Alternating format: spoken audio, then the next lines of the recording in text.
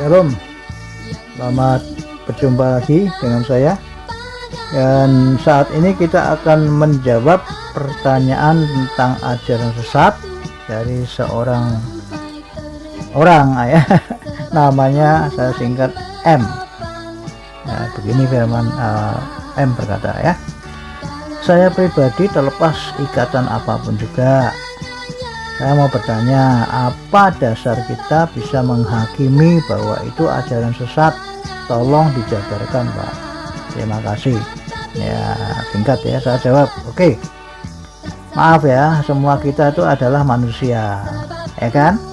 Jadi tidak menjadi hakim, ya. Yang jadi hakim itu adalah Tuhan Yesus atau firman Allah. Artinya segala macam ajaran itu harus dicocokkan dengan kata firman Allah atau Alkitab gitu loh ya.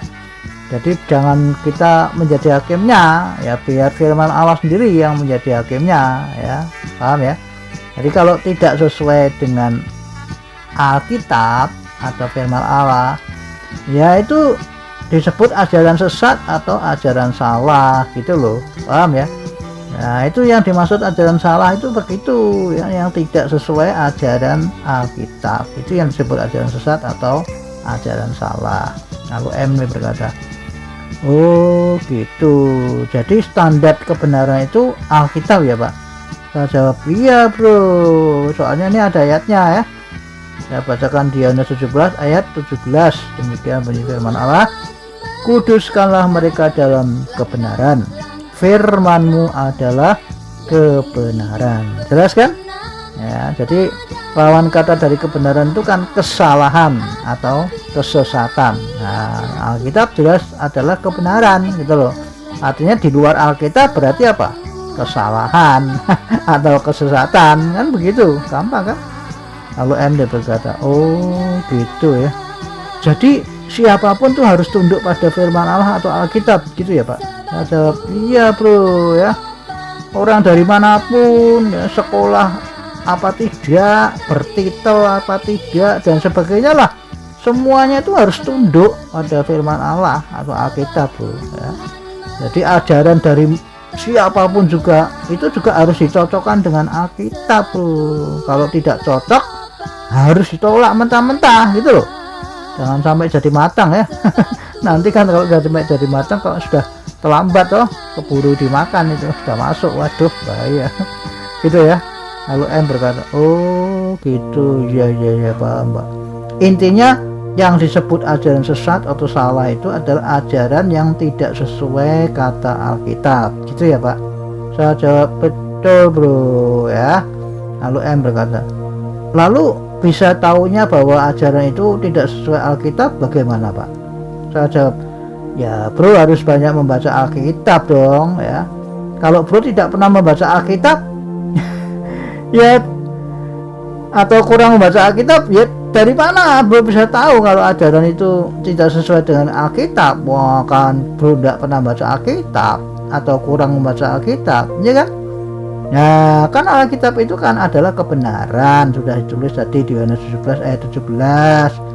Nah, jadi bro harus tahu kebenaran itu dulu atau yang benar itu dulu, baru bro bisa tahu yang salah atau yang sesat gitu loh ya. Kan kita harus pelajari dulu ya baik-baik ya, yang benar itu yang bagaimana ya. Kayak kita bisa tahunya uang itu asli apa palsu kan dari mana bro? Kan kita harus pelajari dulu baik-baik uang asli itu ya kan ya. Mungkin ada ciri-cirinya bagaimana yang asli itu dan sebagainya, kita kan harus tahu dulu ya, mempelajari dulu uang asli itu, baru kita bisa tahu ternyata ini uang palsu karena tidak cocok atau tidak sesuai dengan yang asli yang sudah kita pelajari ciri-cirinya, kan begitu. Sama aja kita biarkan begitu kan, Alkitab itu adalah kebenaran atau yang asli kan. Jadi kalau ada ajaran palsu atau ajaran sesat atau ajaran salah ya, kita tinggal cocokkan saja dengan Alkitab, ajarannya itu sama atau sesuai tidak dengan ajaran Alkitab yang sudah kita pelajari gitu loh. Kalau tidak sama atau tidak sesuai ya itu namanya kan ajaran sesat atau ajaran salah kan gitu maksudnya bro ya. Seperti kita mempelajari uang asli itu paham ya. Lalu M berkata, oh iya. Oke, sudah paham sekarang saya, Pak. Mulai sekarang saya mau membaca Alkitab setiap hari lah, biar tahu kebenaran, Pak. Saya jawab, bagus bro ya. Jadi ingat, setelah bro membaca Alkitab, maka bro itu baru punya iman saja loh ya. Baru punya iman saja ya. Nah, ini ayatnya di Roma 10 ayat 17. Jadi iman timbul dari pendengaran, dan pendengaran oleh firman Kristus atau firman Allah. Nah, kalau bro hanya punya iman saja, maka itu belum cukup bro. Lalu M berkata, oh ya lalu? Nah, saya jawab, ya iman itu harus dipraktekkan atau dilakukan atau diperbuat gitu loh bro. Nah, ini ayatnya ada di Yakobus 2 ayat 26. Demikian bunyi firman Allah, sebab seperti tubuh tanpa roh adalah mati, demikian jugalah iman tanpa perbuatan-perbuatan adalah mati. Artinya sia-sia, tidak ada gunanya. Nah gitu, tahu ya. Lalu M berkata, oh gitu, ya. Paham saya, Pak. Jadi pertama saya harus membaca Alkitab agar saya punya iman dan tahu kebenaran ya, Pak. Lalu iman itu harus saya praktekkan atau lakukan atau perbuat di dalam hidup saya, gitu ya, Pak. Saya jawab, betul bro.